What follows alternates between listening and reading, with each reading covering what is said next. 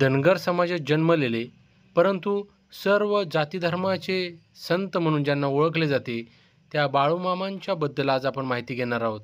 मित्रांनो नमस्कार, मी डॉक्टर अजित आणि माझ्या यूट्यूब चॅनलमध्ये तुमचं मनपूर्वक स्वागत आहे. आज आपण कटफळ या ठिकाणी आलेलो आहोत.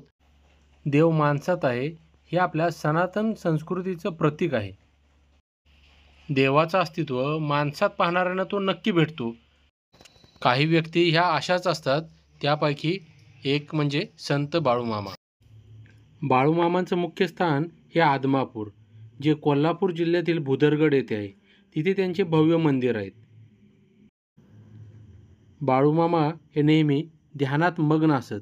त्यांनी अनेक चमत्कार केले, त्यामुळे ते लोकांच्या मध्ये प्रसिद्ध झाले. ज्ञान हे जीवन, अज्ञान हे मरण.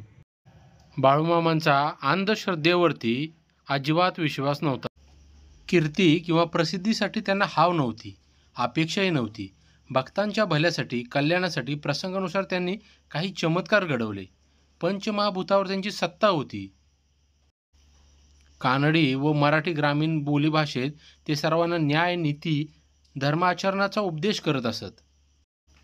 लहानापासून थोरापर्यंत, गरिबापासून श्रीमंतापर्यंत, अडाण्यापासून विद्वानापर्यंत सर्व थरातील स्त्री पुरुष त्यांचे भक्त आहेत. शर्ट, धोतर, फेटा, कांबळा, कोल्हापुरी चप्पल हा त्यांचा पेहराव. भाजी भाकरीचा साधा आहार त्यांना आवडे. ऊन, वारा, पाऊस किंवा थंडी असो, बकऱ्यांसोबत शिवारातच त्यांचा मुक्काम असे. गोरगरिबांना अन्नदान व्हावे, ते भक्ती मार्गाला लागावेत म्हणून त्यांनी 1932 सालापासून भंडारा उत्सव चालू केला. बाळूमामांच्या नावानं चांग भलं, येळकोट येळकोट, जय मल्हार अशा थोर संत महात्म्याला पुन्हा एकदा वंदन करतो आणि निरोप घेतो. कमेंट बॉक्समध्ये बाळूमामांच्या नावानं चांग भलं असं लिहायला विसरू नका. धन्यवाद.